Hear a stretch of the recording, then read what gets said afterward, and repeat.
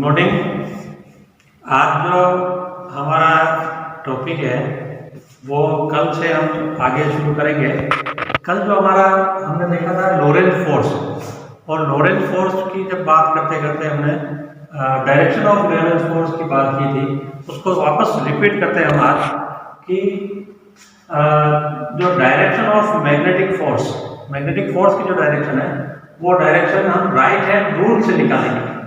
और right hand rule से ये है कि जैसे कि अगर ये आपका प्लेन है, ये प्लेन है, इस प्लेन में वेक्टर v इस तरफ है, वेक्टर v इस तरफ है, तो जो हमारा फोर्स है वो force F equal to Q V cross B होगा। और ये जो क्यू वी क्रॉस बी की जो डायरेक्शन है वो डायरेक्शन क्या होगी, v क्रॉस b की डायरेक्शन में होगी। मतलब वेक्टर v और वेक्टर b का जो क्रॉस प्रोडक्ट है उसकी डायरेक्शन होगी। और वो डायरेक्शन किस तरह होगी उसको हम राइट हैंड रूल से निकाल सकते हैं। राइट हैंड रूल से इस तरह से निकाल सकते हैं कि v को b की तरफ घुमाइए, v को b की तरफ घुमाइए। पेज जो रूल है वो कल बताया था। अब राइट हैंड रूल क्या है, ये हमारा राइट हैंड है। इस राइट हैंड में इस तरह से आप उंगलियों को मोड़िए कि ये v से b की ओर घुमाव को, v से b की ओर घुमाव को ये उंगलियां प्रदर्शित करें या दिखाए।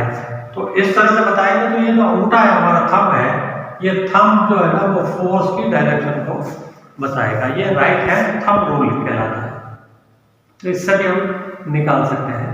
अब unit of magnetic field, magnetic field की यूनिट क्या होगी, तो इसको भी हम इस लोरेंज फोर्स से निकाल सकते हैं, डिसाइड कर सकते हैं। F equal to Q V B sine theta, F equal to Q V cross B है, वी क्रॉस बी है, वी बी साइन थीटा, तो F equal to Q V B sine theta. तो इससे अगर हम B निकालें, बाकी सबको इस तरफ लाएंगे, तो B equal to F upon Q V sine theta, F upon Q V sine theta, ये हमारे पास है, B आएगा। अब यहाँ पर फोर्स क्या होता है, न्यूटन, चार्ज की कूलम और वेलोसिटी मीटर पर सेकंड, और साइन थीटा नो यूनिट, कोई यूनिट नहीं होती साइन थीटा की, इसलिए 1 लिख दिया हमने। अब ये जो सेकंड है ये सेकंड ऊपर आ जाएगा, तो न्यूटन ये ऊपर आ जाएगा, newton into second upon coulomb metre, या क्यों कह सकते हैं न्यूटन इंटू सेकंड पर कूलम पर मीटर। ये यूनिट होती है मैग्नेटिक फील्ड की, ऐसा यूनिट है। और इसको हम बोलते हैं टेस्ला। निकोला टेस्ला एक साइंटिस्ट हुए थे, उनके नाम पर इस यूनिट को टेस्ला कहा जाता है। अब ये टेस्ला जो यूनिट है वो बहुत बड़ी यूनिट है, इसलिए हम छोटी यूनिट को यूज करते हैं, और वो छोटी यूनिट है gauss. 1 gauss equal to 10 raise to power -4 tesla. मतलब टेस्ला बड़ी यूनिट है, गॉस छोटी यूनिट है। कितना पार्ट है, 1/10,000 टेस्ला के बराबर गॉस होती है।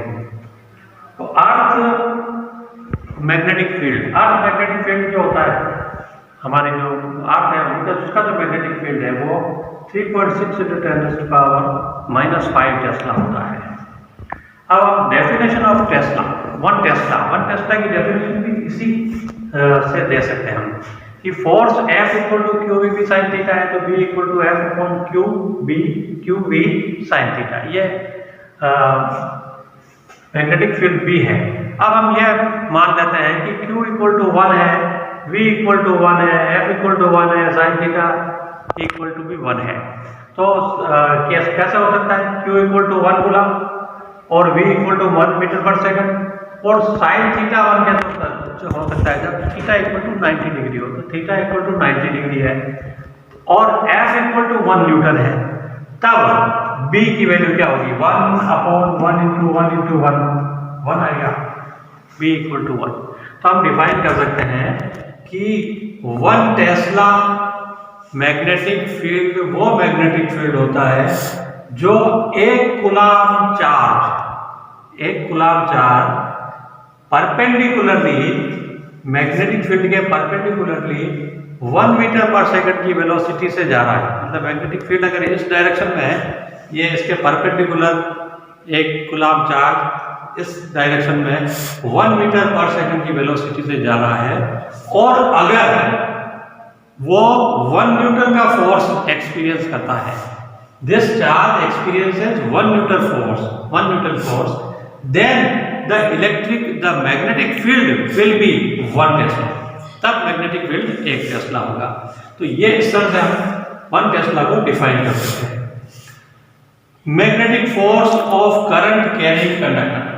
अब कोई करंट कैरिंग कंडक्टर है, मतलब मान लेते हैं कोई रोड है, एक कोई इस तरह से रोड है और वो रोड जो है ना रेक्टेंगुलर रोड है जिसका क्रॉस सेक्शन एरिया ए है और जिसकी लेंथ एल है।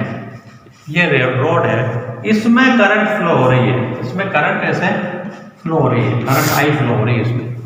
तो अगर इस रोड में करंट फ्लो हो रही है तो इस रोड को मैग्नेटिक फील्ड में रख दिया आपने, अगर इस रोड को आपने मैग्नेटिक फील्ड में रख दिया तो चूंकि करंट जो फ्लो होती है वो चार्जेस के कारण होती है, मूविंग चार्जेस करंट होती है। तो ये जो मूविंग चार्जेस है इससे इन पर फोर्स लगेगा और अल्टीमेटली ये जो करंट कैरिंग कंडक्टर या रोड है इस रोड पर भी फोर्स लगेगा। तो वो फोर्स कितना होगा ये हम डिराइव करेंगे। तो हम ये मान लेते हैं कि number density of current carrying charge equal to 1। इसका मतलब क्या हुआ, नंबर डेंसिटी क्या होती है, डेंसिटी होती है मास अपॉन वॉल्यूम। मतलब इसका मतलब क्या होता है, मास पर यूनिट वॉल्यूम। इसका मतलब क्या होता है कि 1 मीटर क्यूब में कितना मास है, 1 मीटर क्यूब में कितना मास है, ये होता है आपके डेंसिटी। तो यहाँ पर नंबर डेंसिटी मतलब है कि 1 मीटर क्यूब या पर यूनिट वॉल्यूम में कितना चार्ज नंबर्स में है।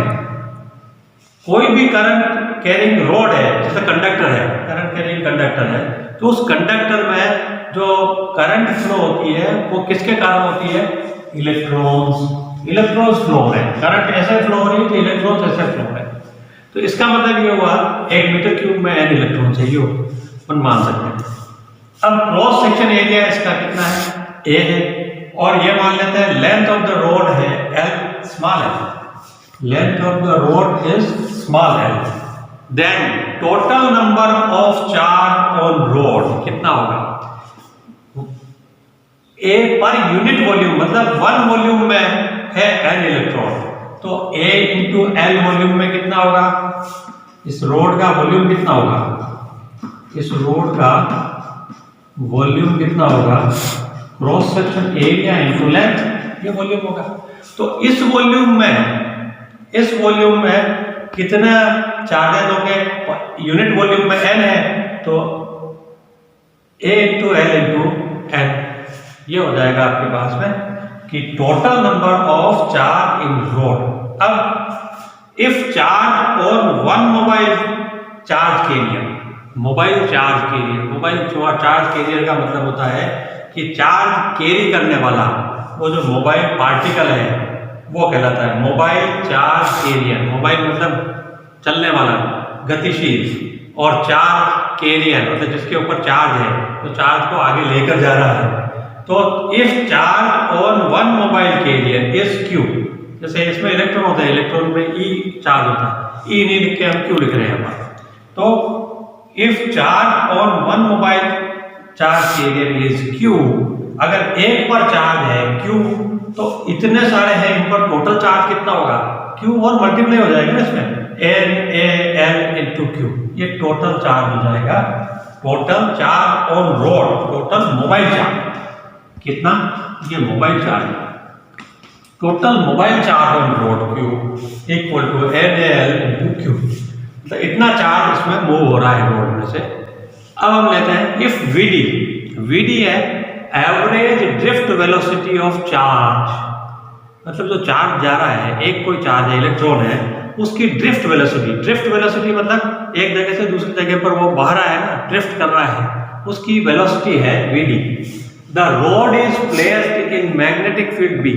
अब ये जो रोड है, ये रोड मैग्नेटिक फील्ड B में प्लेस की हुई है, रखी हुई है, तो फोर्स, लोरेंज फोर्स क्या होगा, charge into V cross B। एक तो हमने देखा था यहाँ, F equal to Q V cross B. Q हमारे पास हमने ये है एन ए एल क्यू, या क्यू की जगह एन ए स्मॉल क्यू आ जाएगा, और वी की जगह वी डी और बी मैग्नेटिक फील्ड, तो ये आ जाएगा N A L Q we D cross B. N A L Q we D को, वी डी है इसकी ड्रिफ्ट वेलोसिटी, तो चार्जेस जो है ना करंट की डायरेक्शन में फ्लो हो रहे हैं, और मान लेते हैं करंट की डायरेक्शन ये है, ये करंट की डायरेक्शन है। इसका मतलब ये हुआ कि इसकी जो लेंथ है ना, ये लेंथ, इसी लेंथ के अलोंग ही करंट फ्लो हो रही है। तो इस लेंथ की, इस करंट की डायरेक्शन में लेंथ का जो वेक्टर है ना, यूनिट वेक्टर, वो हम एल कैप ले लेते हैं। एल कैप यूनिट वेक्टर ले लेते हैं, तो वेलोसिटी को हम लिख सकते हैं वेलोसिटी का मैग्नीट्यूड इनटू यूनिट वेक्टर, तो V D into L cap, V D L cap इसको लिख सकते हैं। तो ये हो जाएगा expression N A L Q, ये तो यहाँ आ गया, वी डी को लिख दिया वी डी एल कैप और बी क्रॉस बी। अब N Q we D A, N Q को आगे ले लिया, और ये जो वी डी है इसको भी यहाँ ले लिया, और ए और ये जो एल है इसको यहाँ इसके साथ ले लिया, एल कैप के साथ में, L L cap, N Q we D A L L cap cross B. ये एल एल कैप है ना, ये है आपका एल एल कैप, इसको हम लिखते हैं वेक्टर एल, मतलब कोई भी वेक्टर हो ना, कोई भी वेक्टर, जैसे वेक्टर ए है, इसको हम लिख सकते हैं unit vector magnitude of the vector into unit vector, magnitude of vector और यूनिट वेक्टर, ऐसे हम इसको लिख सकते हैं। तो यहाँ ये जो हमारे पास में एल एल कैप है, इसको हम लिख सकते हैं एल, और N Q we D A, इसको ये है करंट आई, ये है करंट आई, करंट एन है नंबर ऑफ करंट के कैरिंग, मतलब number density of current carrying charge, मतलब जो नंबर्स है इलेक्ट्रॉन्स या कोई भी चार्ज है उनके नंबर्स कितने हैं पर यूनिट वॉल्यूम में, ये है। तो अगर हम मान लेते हैं कि n है पर यूनिट वॉल्यूम में, तो इसको हम कर सकते हैं total number of electron upon volume, इसको हम n को लिख सकते हैं, और a इंटू क्यू, और वी डी को लिख सकते हैं हम l upon T, l upon T हम वी डी को लिख सकते हैं। तो n अपॉन v, और v को लिख सकते हैं a इंटू एल, ये जो v है ना इसको लिख सकते हैं a into L into A into Q into L upon T. तो ये a से a कैंसिल हो जाएगा, l से l कैंसिल हो जाएगा, N Q upon T, N Q upon T, N Q क्या है Q upon T, Q upon T I होगा। तो ये आपकी जो करंट है वो आई है, N Q we D A, ये आई एल क्रॉस बी। अगर आप N Q we D A third chapter देखेंगे, तो थर्ड चैप्टर में जहाँ ओम्स लॉ के बाद में करंट को डिफाइन कर रखा है, उसके बाद में यहाँ ये एक्सप्रेशन आपको वहां पर भी देखने को मिलेगा, I equal to N Q we D A. अब करंट डेंसिटी की फॉर्म में कैसे इसको लिख सकते हैं? Current density J equal to I upon A होता है, और I की वैल्यू ये है N Q we D A. इसमें ए को डिवाइड करेंगे तो ए टू ए हट जाएगा, ए से एन क्यू वी डी आएगा।